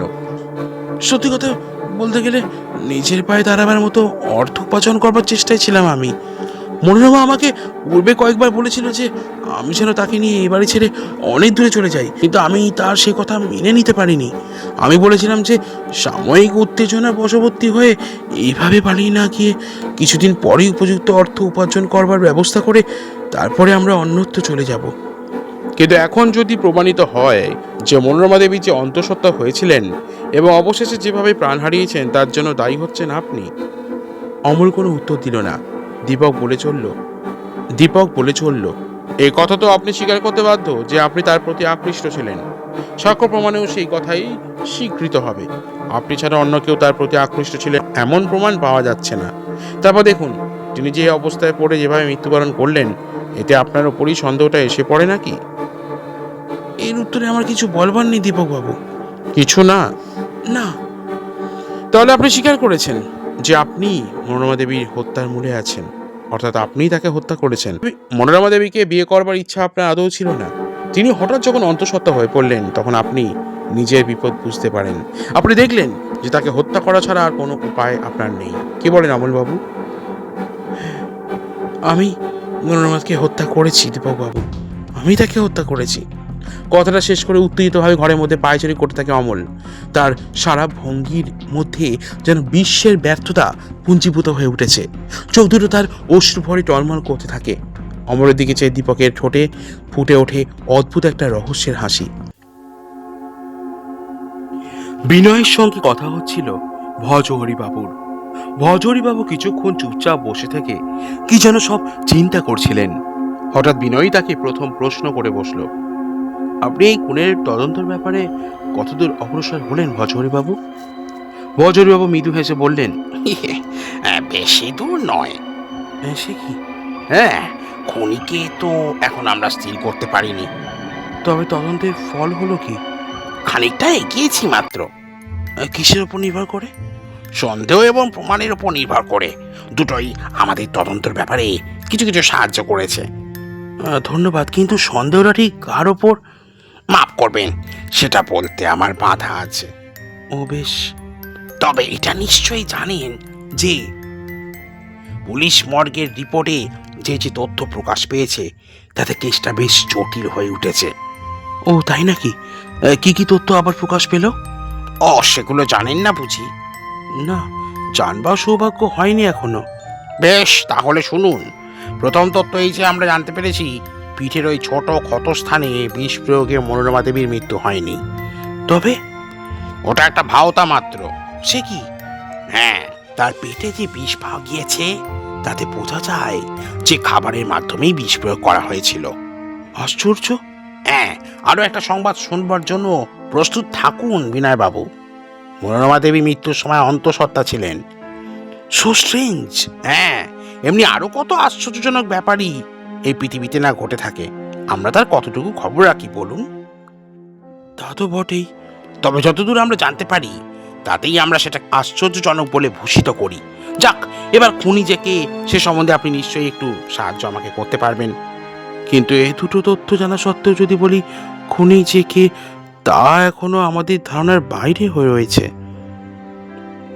তা হয় না বিনয় বাবু, তাহলে আমি বলবো ওর দ্বারা আপনি সত্যের ওপর অপলাপ করছেন। হয়তো তাই, কিন্তু এর বেশি আপাতত আমার পক্ষে বলাই সম্ভব নয়। বেশ, বলতে আপনাকে হবে না। আপনি এটা বলবেন কি কে মনোরমা দেবীর সঙ্গে বিগত কয়েক বছরে সবচেয়ে বেশি ঘনিষ্ঠতা স্থাপন করেছিল? সেটা ঠিক। না না, এভাবে আসল সত্যকে চাপা দেবার চেষ্টা অত্যন্ত অন্যায় বিনয় বাবু। কেন? আপনি জানেন কিছুদিন আগে পর্যন্ত অমলবাবুর সঙ্গে মনোরমা দেবীর যে যথেষ্ট ঘনিষ্ঠতা ছিল সেটা আমাদের অজানা নেই। সেরকম ঘনিষ্ঠতা এক পরিবারের যে কোনো একজনের সঙ্গে অপরজনে থাকতেই পারে। তা অবশ্য সত্যি, কিন্তু এক্ষেত্রে মনোরমা দেবীর সঙ্গে অমলবাবুর বিয়ের কথা পর্যন্ত হয়েছিল সে খবর আমরা রাখি। ও, দীপক বাবুর মুখে শুনেছেন বুঝি? যেখান থেকেই শুনি ব্যাপারটা গিয়ে শেষ পর্যন্ত সেই একই জায়গায় দাঁড়ায়। ছোট্ট একটা কথার উপরে নির্ভর করে আপনারা এমন তুচ্ছ জিনিসের ভিত্তিতে একটা বিরাট সিদ্ধান্ত গঠন করতে চান যে তা শুনলে যে কোনো সুস্থ লোকের হাসি পাওয়া সম্ভব। কিন্তু ছোট ছোট সিদ্ধান্ত ধরে অগ্রসর না হলে তো অন্ধের মতো ঘুরে বেড়াতে হয়। ভুল ভজহরি বাবু, একদম ভুল। সত্য কথা বলতে গেলে বলতে হয় যে আপনাদের এই লাইন অফ প্রোগ্রেস অর্থাৎ অগ্রগতির পথটাই হচ্ছে ইতস্তত টুকরো ঘটনার পেছনে অন্ধের মতো ছুটে চলা, এই আর কি। এ কথা বলছেন কেন? বলছি এই জন্যই যে কে খুনি তা আমরা জানি। অর্থাৎ আমি জানি যে খুনি কে। খুনি স্বয়ং ঠিক আপনার সামনেই বসে। আমি মনোরা দেবীকে খুন করেছি। সুতরাং আপনার এই সমস্ত লাইন অফ প্রোগ্রেসটাই মিথ্যা পথ ধরে যাচ্ছে নাকি? মিথ্যা পথ ধরে হচ্ছে না বলুন? কিন্তু এভাবে আপনি নিজেকে খুনি বলে স্বীকার করলেও বা লাভটা এমন বেশি কি হলো? আমরা তো যে তিমিরে সেই তিমিরে রয়ে গেলাম। উপযুক্ত প্রমাণ না পেলে আমরা স্বীকার করতে বাধ্য নই যে আপনি খুনি। এমনকি আপনি নিজের মুখে তা স্বীকার করলেও নয়। সে আপনি যে পদ্ধতিতে অনুযায়ী তদন্ত করুন না কেন, শেষ পর্যন্ত আমি প্রমাণ করবই যে আমি প্রকৃত খুনি। সুতরাং অনর্থকার মিথ্যার পেছনে অন্ধের মতো ঘুরে বেরিয়ে লাভ কি হবে আপনার? কথা শেষ না করেই হঠাৎ কথার মধ্যে হয়তো ছেদ টেনে ঘর ছেড়ে বেরিয়ে যায় বিনয়। ভজহরি বাবু অবাক হয়ে শুধু ভাবতে থাকেন এই অদ্ভুত তদন্তে শেষ হবে কোথায়। শুনছেন স্বপন কুমারের লেখা উপন্যাস অদৃশ্য সংকেত। এখনো আমাদের চ্যানেলটিকে সাবস্ক্রাইব না করে থাকলে অবশ্যই করে নিন।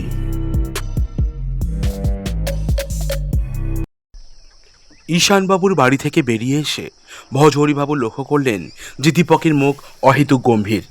তার থমথমে মুখের দিকে চেয়ে ভজহরিবাবু কোনো প্রশ্ন করতে ইচ্ছা করলেন না। সে যেন চিন্তিত মনে কি এক গভীর ভাবনার অতলে ডুব মেরেছে। একসময় ভজহরিবাবু হঠাৎ বলে ফেললেন, বিনয় বাবু নিজেকে খুনি বলে স্বীকারোক্তি করছেন দীপক বাবু। দীপক তার কথা শুনে বলল, এতে লাভটা কি আর হলো বলুন তো? এদিকে অমল আমার কাছে একটু আগেই বলল সেই হচ্ছে আসল খুনি। ভজহরিবাবু হেসে বললেন, এরকম ঝামেলায় তো মশাই এর আগে জীবনে কখনো পড়তে হয়নি। যাক, এবার নতুন একটা অভিজ্ঞতা হলো। তো হাজার হোক, তারও একটা মূল্য অবশ্যই আছে। কিন্তু এদিকে তদন্তে কি যে ছাই মাথা মুন্ডু হচ্ছে কিছুই বুঝছি না। দাঁড়ান, আগে বাড়ির কজন লোকও এই সঙ্গে নিজেদের খুনি বলে স্বীকার করুক, তারপর যা হয় চেষ্টা করা যাবে। হ্যাঁ, মায়াদেবী, বিনয় বাবু আর অমল বাবু তো হলো, এবার বাকি সকলেও অমনি করবে নাকি? আশ্চর্য নয়। এ কিন্তু ওদের স্বার্থ। স্বার্থ কিছু নয়, শুধু পরার্থ। সে কি? হ্যাঁ, একজন অপরকে বাঁচাবার জন্য নিজের ঘাড়ে দোষটা গ্রহণ করছে, আর একজন আবার তাকে বাঁচাবার জন্য চেষ্টা করছে। এমনই সব কাণ্ড কারখানা চলছে আর কি। এ তো মহা মুশকিলে পড়া গেল মশাই। হ্যাঁ, তেমন গোলবেলে বলেই তো আপনার মনে হচ্ছে নাকি? হ্যাঁ, কতকটা তো বটেই। তাহলে শেষ পর্যন্ত কি হয় দেখুন না। তাহলে এটা হতে পারে অপরাধী কি কেউ নয়? না, অতটা আশা অবশ্য আমি করি না। খুনি যে কেউ একজন নিশ্চয়ই আছে, কিন্তু আমরা তার কাছে গিয়ে ঠিকমতো পৌঁছতে পারিনি। তবে শীঘ্রই যে পারবো সে আশা রাখি। এদের তিনজনের মধ্যে কি কেউ খুনি? সেটাও অসম্ভব নয় ভজহরিবাবু। তাহলে শেষ নির্ভর করছে আমাদের নিজেদের তদন্তের ওপরেই। ওদের স্বীকারোক্তিগুলি কোনো কাজেই আসছে না। সে তো বুঝতেই পারছেন। তাহলে তো এখনো কিছুদিন দেরি হওয়া সম্ভব। না, খুব বেশি নয়, কেননা কাছাকাছি আমরা এসে গেছি। সে কি? আপনি এখন কিছুই আন্দাজ করতে পারেননি নাকি? আমি ভাবছিলাম বোধহয় মায়াদেবীর ভাই ওই অবনীবাবুই এই ব্যাপারে লিপ্ত। না মশাই, আপনি এতগুলো লোক ফেলে রেখে শেষ পর্যন্ত কিনা ওই অবনীবাবুর পেছনেই ধাওয়া করলেন। কিন্তু ওই তিনজন যারা স্বীকারোক্তি করেছেন তাদের কাউকেই কিন্তু অপরাধী বলে মনে হয় না আমার। কি করি অগতা অবনীবাবুর নাম করেছিলাম এই আর কি। ও, আপনি তাহলে কম্বিনেশন করছেন বোধহয়। না, আপনার দ্বারা এইভাবে রহস্যের কিনারা কোনোদিনই হবে বলে মনে হচ্ছে না আমার। আচ্ছা চলি ভজহরিবাবু। থানার কাছে এসে দীপক গাড়ি থেকে নেমে পড়ে। ড্রাইভার গাড়ি চালিয়ে দিলে দীপক পেছনের দিকে ফিরে তাকিয়ে মৃদু হেসে আপন মনে বলে, ও, এখনো আপনি বহু দূরে পড়ে আছেন। ধীরে ধীরে সে আপন মনে পথ দিয়ে এগিয়ে চলে।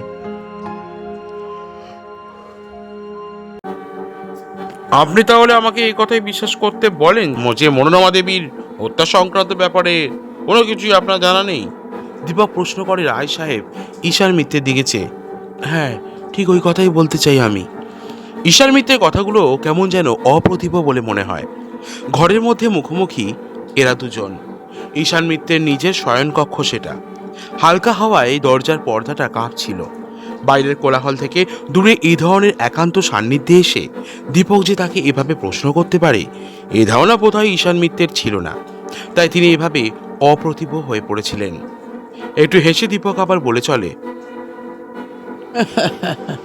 এই কথাটা আমি জানি ঈশানবাবু, যে কেউ যা কিছুই বলুক না কেন, আপনি শেষ বয়সে আবার বিয়ে করছেন অন্য কোনো কারণেই নয়।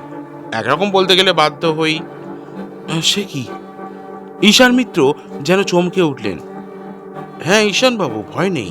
আমি কথাটা অন্য কারোর কাছে প্রচার করব না যে বিয়ের আগেই আপনার সঙ্গে মায়াদেবীর পরিচয় ছিল। কিন্তু তুমি কি করে জানলে দীপক? ডিটেকটিভদের মধ্যে অনেক কিছুরই খোঁজ রাখতে হয় ঈশানবাবু। থাক সে কথা। আপনি মায়াদেবীকে কেন বিয়ে করেছিলেন তা জেনে এই খুনের ব্যাপারে আমার কোনো সুবিধে হবে না, কিন্তু আপনার স্ত্রী ভাগ্য যে ভালো সেটা আমিও স্বীকার করছি। তোমার এই কথার কোনো মানেই হয় না। ঈশান মিত্র এবার যেন মরিয়া হয়ে ওঠেন। অনর্থক উত্তেজিত হবেন না ঈশানবাবু। আমার প্রশ্ন এই যে অমলবাবুর সঙ্গে মনোরমা দেবীর ঘনিষ্ঠতা কত দূর ছিল? এই প্রশ্নের কোনো প্রয়োজন আছে বলে তো মনে হচ্ছে না আমার। আছে ঈশানবাবু, নিশ্চয়ই আছে। পুলিশের রিপোর্টে প্রকাশ পেয়েছে যে মনোরমা দেবী মৃত্যুর পূর্বে অন্তঃসত্ত্বা ছিলেন। সে কি? ঈশানবাবুর মুখ যেন পাংশু বর্ণ ধারণ করলো। শেষ পর্যন্ত অমল তাহলে এভাবে? যাক, সে সম্বন্ধে পরে ভেবে দেখবো আমরা। আপনি কি দয়া করে মনোরমা দেবীর একখানা ভালো ফটো দিতে পারেন আমাকে? একটু প্রয়োজন আছে। ও হ্যাঁ, এখনই এনে দিচ্ছি। ঈশানবাবু ঘর থেকে বেরিয়ে যান।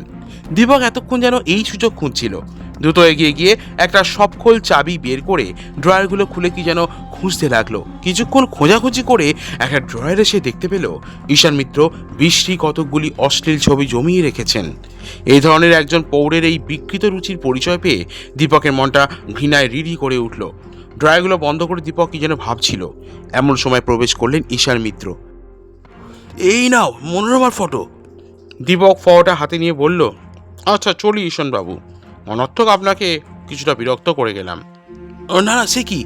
তুমি বাবা যেদিন ইচ্ছে হবে এখানে আসবে। মনোরমার হত্যাকারীকে খুঁজে শীঘ্র বের করো, এই আমি চাই। হ্যাঁ, সে তো প্রায় একরকম হয়েই গেছে ঈশানবাবু। আমি দারোগা ভজহরিবাবুকে নিয়ে আসবো কাল সন্ধ্যার সময়। আপনাদের বাড়ির সকলকেই সেদিন হল ঘরে গিয়ে উপস্থিত হতে হবে। সকলের সামনে সেদিন হত্যাকারীকে ধরিয়ে দেব। তোমার কার্য পদ্ধতি দেখে সত্যি আমি আনন্দিত হলাম দীপক। আশা করি তুমি অবশ্যই সফল হবে। দীপক মৃদু হেসে ঘর ছেড়ে বেরিয়ে যায়। ঈশানবাবু তার গমন পথের দিকে চেয়ে থাকেন এক দৃষ্টে। বাড়ি ফিরে এসে দীপক সবে একটু বিশ্রাম নিচ্ছে। এমন সময় ফোনটা বেজে উঠল সশব্দে। হ্যালো, কে? দীপক রিসিভারটা তুলে প্রশ্ন করলো। চিনতে পারবেন না। কণ্ঠস্বরটা কেমন যেন বিকৃত বলে মনে হলো। কি চাই? এক্ষুনি ঈশান মিত্রের বাড়ির তদন্ত থেকে সরে দাঁড়াবেন কিনা জানতে চাই। আপনি কে সেটা শুনে না হয়? আমি আপনার শুভেচ্ছার্থী বন্ধু। এখনো সময় আছে এবং সময় থাকতে সরে দাঁড়ালে উপযুক্ত পারিশ্রমিক। হ্যাঁ, সেটা অঙ্কটা কত? 2000। ধন্যবাদ। তাহলে কি ব্যবস্থা করলেন? চিন্তা করে দেখছি। এই আমার শেষ সাবধানবাণী দীপক চ্যাটার্জি, মনে থাকে যেন। দীপক কোনো উত্তর না দিয়ে রিসিভারটা নামিয়ে রাখে। ভজহরিবাবু দীপকের কথা শুনে এমন চমকে উঠবেন, এই কথা দীপক আগে বুঝতে পারেনি মোটেই। আপনি তাহলে বলছেন যে খুনি কে তা আপনি ঠিক বুঝতে পেরেছেন দীপক বাবু? ভজহরিবাবু প্রশ্ন করেন। হ্যাঁ, অবশ্যই। আর আজ সন্ধ্যায় আপনি যদি দয়া করে আমার সঙ্গে চলেন, আপনাকে হাতে হাতে ধরিয়ে দেবো। ও অসম্ভব। পৃথিবীর অনেক কিছুকেই বাইরে থেকে অসম্ভব বলে মনে হয় ভজহরিবাবু। তাহলে কি আপনি বলতে চান যে আপনি ভোজবিদ্যা জানেন? অর্থাৎ? আমি মশাই এতদিনেও খুনি তো দূরের কথা, কারো ঠিকই সন্ধান পেলাম না, আর আপনি বলেন কিনা একেবারে খুনির সন্ধান বের করে বসে আছেন। আমি সত্যি কথাই বলছি কিনা আমার সঙ্গে গেলেই টের পাবেন। যাক, এখন বাজে 5:30। চলুন আমরা রওনা দিই। হ্যাঁ, আপনি আপনার রিভলভারটা সঙ্গে নিতে ভুলবেন না ভজহরিবাবু। আজ কিন্তু যে কোনো বিপর্যয় ঘটতে পারে। সে কি?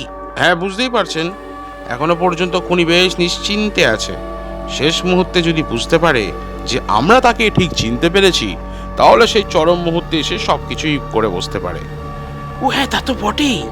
তাহলে ভেবে দেখুন, অস্ত্র নিয়ে তৈরি থাকা প্রয়োজনীয়তা কত বেশি। যাক, মিনিট 15 সময় দিলাম আপনাকে। এর মধ্যে আপনার অস্ত্রটা নিয়ে তৈরি হয়ে এখানে আসুন। আর দুজন আর্মড পুলিশেরও ব্যবস্থা করুন, ছদ্মবেশে তাদের বাড়ির সামনে রাখতে হবে। এইটারও প্রয়োজনীয়তা আমি অনুভব করছি দীপক বাবু। হ্যাঁ, সব দিক থেকে তৈরি হয়ে নিন। ঠিক 6:30টায় আমাদের সেখানে পৌঁছাতে হবে। আমি ততক্ষণ ঈশানবাবুকে বাড়িতে একটা ফোন করে দিই। কথা শেষ করে দীপক টেলিফোনের রিসিভারটা তুলে নিল। ভজহরিবাবু বেরিয়ে গেলেন চরম মুহূর্তের জন্য প্রস্তুত হবার উদ্দেশ্যে। 1 ঘন্টা পর রায় সাহেব ঈশান মিত্রের বাড়িতে পৌঁছে দীপক দেখতে পেল যে বাড়ির সকলে হলঘরে এসে একত্র বসে আছে। স্বয়ং রায় সাহেব, ঈশান মিত্র থেকে শুরু করে ছোট ছেলে শঙ্কর পর্যন্ত কেউ বাদ যায়নি। চাকর, দারোয়ান, মালি ইত্যাদি সকলে ঘরের বাইরে দাঁড়িয়ে অপেক্ষা করছে। তাদের আহ্বান করলেই যে কোনো মুহূর্তে তারা ঘরের মধ্যে প্রবেশ করতে প্রস্তুত। দীপক ভজহরিবাবুর দিকে চেয়ে বলল, আপনি একটু বসুন ভজহরিবাবু, আমি জরুরি কাজে একটু বাইরে যাচ্ছি, 2 মিনিটের মধ্যেই ফিরে আসবো। দীপক বেরিয়ে গেলে ভজহরিবাবু উঠে দাঁড়িয়ে সকলের দিকে তাকিয়ে জোরে জোরে বললেন, দেখুন, এটা আপনারা বুঝতেই পাচ্ছেন যে আপনাদের মধ্যে মাত্র একজন খুনি, কিন্তু পরপর 3 জন পৃথক পৃথকভাবে স্বীকারোক্তি করেছেন যে তিনি খুন করেছেন। এর ফলে ব্যাপারটার মধ্যে যে জটিলতার সৃষ্টি হয়েছিল তা কাটিয়ে ওটা সহজ ছিল না, কিন্তু গোয়েন্দা দীপক বাবুর আপ্রাণ চেষ্টায় শেষ পর্যন্ত আমরা কৃতকার্য হতে সক্ষম হয়েছি। ঘরের মধ্যে নিশ্চিম চুপচাপ, প্রত্যেকেই পরস্পরের মুখের দিকে চাওয়াচাই করছে। তাদের সেই অবর্ণনীয় উৎকণ্ঠা ভাষায় প্রকাশ করা সত্যিই কষ্টকর। ভজহরিবাবু একটু থেমে আবার বলে চললেন, হ্যাঁ, মাত্র একটি অদৃশ্য সংকেতের উপর নির্ভর করে দীপকবাবু শেষ সিদ্ধান্তে পৌঁছতে সক্ষম হয়েছেন। মাত্র একটি সংকেত, আপনারা কেউ এবং আমি পর্যন্ত সেটা অনুমান করতে পারিনি। কিন্তু কি সেই অদৃশ্য সংকেত? সজোরে বলে উঠল ঈশানবাবুর বড় ভাইপো অমল। সেই সংকেতটি হচ্ছে মনোরমা দেবীর নামে কোনো একটি ব্যাংকে 50,000 টাকা জমা পড়েছিল। তারপর মনোরমা দেবীর আকস্মিক মৃত্যুর পর যে টাকাটা জমা দেয়, সেটা উইথড্র করে। সে কি? কি সেই লোক? এ কি ব্যাপার? টাকা জমা কেন? একসঙ্গে এতগুলো প্রশ্ন পরপর বেরিয়ে এলো সকলের মুখ থেকে। প্রত্যেকের ভঙ্গির মধ্যে ফুটে উঠেছে অদ্ভুত উৎকণ্ঠা আর প্রবল উত্তেজনার ছাপ। ভজহরিবাবু বললেন, টাকা জমা দেওয়ার এই অদৃশ্য সংকেতের উপর নির্ভর করে দীপকবাবু এগোতে সক্ষম হলেও আমরা এক পাও এগোতে পারিনি, তাই তিনি এসেই সবকিছু ব্যাখ্যা করবেন। কথা শেষ করে ভজহরিবাবু বসে পড়লেন তার চেয়ারে। এভাবে মাঝপথে কথা শেষ করার সকলের উত্তেজনা আরো বৃদ্ধি পেয়ে যে অবস্থায় গিয়ে দাঁড়ালো তা বর্ণনাতীত। সকলের দৃষ্টি দ্বারের দিকে। দীপক চ্যাটার্জি কোথায়? সহস্র রজনীর মোহনিদ্রা হতে জেগে ওঠা রূপকথার রাজকন্যার চোখে মুখে যে অদ্ভুত বিহলতা ফুটে উঠেছিল, ঠিক তেমনই ভাব ফুটে উঠল সকলের চোখে মুখে দীপক চ্যাটার্জির নাটকীয় আবির্ভাবের সঙ্গে সঙ্গে। ঘরে পা দিতেই দীপক শুরু করলো, আপনারা প্রত্যেকেই যে কি পরিমাণ উত্তেজিত ও উৎকণ্ঠিত তা আমি জানি। ধৈর্যের শেষ সীমায় এসে পৌঁছেছেন আপনারা, কিন্তু আপনাদের ধৈর্যের ওপরে আরও কিছু আঘাত আমি করব, কারণ প্রথম থেকেই সব কিছু বলতে হবে আমাকে। হ্যাঁ, শুনুন, আপনারা 3 জনে পরপর স্বীকারোক্তি করেছেন নিজেদের খুনি বলে, কিন্তু আমি প্রত্যেককেই পরীক্ষা করে দেখেছি কিভাবে, তা একে একে খুলে বলছি। প্রথমে ধরা যাক মায়াদেবীর কথা। তিনি স্বীকার করেছেন আসল খুনিকে বাঁচাবার উদ্দেশ্যেই। তিনি দোষটা নিজের কাছে নিয়েছেন বটে, কিন্তু যে উদ্দেশ্যে এই খুন সেদিক থেকে বিচার করলে তিনি যে নির্দোষ তা সহজে বলা চলে। দ্বিতীয়জন হচ্ছে বিনয়বাবু। প্রথমটা তার ওপরে সন্দেহ হতে পারে বটে, কিন্তু একটু ভাবলেই বোঝা যায় মনোরমা দেবীর সঙ্গে এমন কিছু নিবিড়তা ছিল না, তাই ওদিক থেকে তিনি নির্দোষ। তিনি অমলবাবুকে বাঁচাবার জন্যেই এভাবে খুনের বোঝা কাঁধে নিয়েছেন। কিন্তু বিনয়বাবু, দুঃখের সঙ্গে আপনাকে জানাচ্ছি যে আপনার এই অনুমান ভুল। অমলবাবু আসল খুনি নন। সব দিক থেকে যদি সন্দেহটা তার ওপর গিয়েই পড়ে, একথা বলতে বাধ্য হচ্ছি যে প্রথমে আমিও অমলবাবুকেই দোষী সাব্যস্ত করেছিলাম, কারণ আমি ভেবেছিলাম যে মনোরমা দেবীর অবৈধ সন্তানের পিতা হচ্ছেন আপনি। কিন্তু সেই সন্দেহ থেকে আপনি মুক্তি পেলেন যখন ওই ব্যাংকে 50,000 টাকা জমা দেওয়ার সংকেতকে অনুসরণ করলাম আমি। মায়াদেবীর ভাই অবনীবাবু নির্দোষ, কারণ তার এতে কোনো স্বার্থ নেই। এবার আসা যাক আসল খুনির ব্যাপারে। আসল খুনি সব দিক থেকেই সবার ধারণার বাইরে ছিল। সেই ছিল মনোরমা দেবীর অবৈধ সন্তানের পিতা। মনোরমা দেবী তাকে ভয় দেখান যে 50,000 টাকা তার নামে জমা না দিলে তিনি তার মুখোশ খুলে ধরবেন। মনোরমা দেবীর ইচ্ছা ছিল এই টাকাটা নিয়ে তিনি কাশীর পথে পা বাড়াবেন। আত্মীয়দের সংসব থেকে দূরে তার শেষ জীবন কাটাবার ইচ্ছা ছিল। কিন্তু খুনি দেখল কাশীতে গিয়েও যদি মনোরমা দেবী তাকে নিস্তার না দেন। তাছাড়া এভাবে ব্ল্যাকমেল করার সুবিধা অনেক। দূর দেশে গেলে, অর্থাৎ খুনির হাতের বাইরে গেলে প্রায়ই এইভাবে ভয় দেখিয়ে টাকা নেওয়া যাবে। খুনি তাই দেখল যে আসলে 50,000 টাকা দিয়েও সে একেবারে নিস্তার পাচ্ছে না, বরং হাতের বাইরে গেলে আরও অসুবিধা বাড়বে। তাই সে প্রথমে মনোরমা দেবীর নামে 50,000 টাকা জমা দিল বটে, কিন্তু সুযোগ মতো তার কাশী যাত্রার আগে নিপুণ কৌশলে খাদ্যের মধ্যে বিষ মিশিয়ে তাকে হত্যা করল, যাতে সন্দেহটা অন্যের ওপর পড়ে। এই উদ্দেশ্যে সে তার পিঠে ক্ষত সৃষ্টি করলো আর ভাঙা অ্যাম্পুল ফেলে রাখলো। স্টপ ইট, বন্ধ করো! চিৎকার করে কথাগুলো বলে উঠে উত্তেজিত হয়ে দাঁড়িয়ে পড়লেন রায় সাহেব ঈশান মিত্র। হাতে তার একখানা দামি অটোমেটিক রিভলভার চকচক করছে দেখা গেল। দীপকের দিকে লাফিয়ে পড়লেন তিনি। দীপকের জন্য প্রস্তুত ছিল। সে মেঝের ওপর শুয়ে পড়ল। শব্দ আর প্রচুর ধোঁয়া। গুলিটা লক্ষ্যভ্রষ্ট হয়ে দালানে বিদ্ধ হলো। ভজরীবাবু এতক্ষণে সুযোগ খুঁজছিলেন। তিনি রায় সাহেব ঈশান মিত্রের হাতটা চেপে ধরে রিভলভারটা কেড়ে নিলেন। তারপর একটা তীব্র ঘুষি এসে আচমকাই পড়ল ভজরীবাবুর নাকে। তিনি ছিটকে পড়তেই ঈশানবাবু এক লাফে ঘর থেকে বেরিয়ে ছুটলেন দোতলার দিকে। দীপক আর ভজরীবাবু ছুটলেন পেছন পেছন, কিন্তু তাকে ধরবার আগেই তিনি দোতলা পেরিয়ে গিয়ে উঠলেন 3 তলার ছাদে। সেখান থেকে প্রশস্ত রাজপথের ওপর ঝাঁপিয়ে পড়লেন তিনি। দীপক আর ভজরীবাবু ওপর থেকে নেমে রাস্তায় এসে দেখতে পেলেন রায় সাহেব ঈশান মিত্রের মাথার খুলির একটা অংশ ভেঙে গেছে। বাঁ পা ডান হাতের অবস্থাও প্রায় তাই। তখনই তাকে হাসপাতালে পাঠাবার ব্যবস্থা করা হলো। ঘন্টা 4-5 পরেই রায় সাহেব ঈশান মিত্রের মৃত্যু হলো। তার পরিবারের সকলে দীপক আর ভজরীবাবুকে অনুরোধ করলেন পারিবারিক এই ব্যাপারগুলো সাধারণের কাছে প্রকাশ না করতে। দীপক আর ভজরীবাবু অনুরোধ রক্ষা করলেন। পরদিন প্রত্যেকটি সংবাদপত্রে শোক সংবাদের স্থানে তাই ছাপা হলো। 3 তলার ছাদ হইতে অকস্মাৎ পা পিছলাইয়া রাস্তায় পড়িয়া রায় সাহেব ঈশান মিত্র মারাত্মকভাবে আহত হন। পরে হাসপাতালে 4-5 ঘন্টা পরেই তাহার মৃত্যু হয়। আমরা তাহার শোক সন্তপ্ত পরিবারবর্গকে সান্ত্বনা জানাইতেছি। এই ঘটনার পর দীপক ঈশানবাবুদের বাড়ি যে 2-1 বার না গেছে তা নয়, কিন্তু এই ব্যাপারগুলি নিয়ে কোনো আলোচনাই করেনি সে। শুধু ইন্সপেক্টর ভজরীবাবু মাঝে মাঝে দীপককে বলেন, সত্যি আপনার তদন্তের ধারাগুলো আমার আজও অদ্ভুত লাগে মিস্টার চ্যাটার্জি। দীপক তার উত্তরে শুধু রহস্যময় হাসি হাসে। শুনছিলেন স্বপন কুমারের লেখা উপন্যাস অদৃশ্য সংকেত। সমগ্র পাঠ এবং বিভিন্ন চরিত্রে ছিলাম আমি লোকনাথ। বিভিন্ন স্বাদের গল্প, প্রবন্ধ এবং উপন্যাস শুনতে আমাদের চ্যানেলটিকে ফলো করুন এবং সাবস্ক্রাইব করে পাশে থাকুন। দেখা হচ্ছে আপনাদের সাথে আরও নতুন কোনো গল্প নিয়ে। ভালো থাকবেন আপনারা সবাই।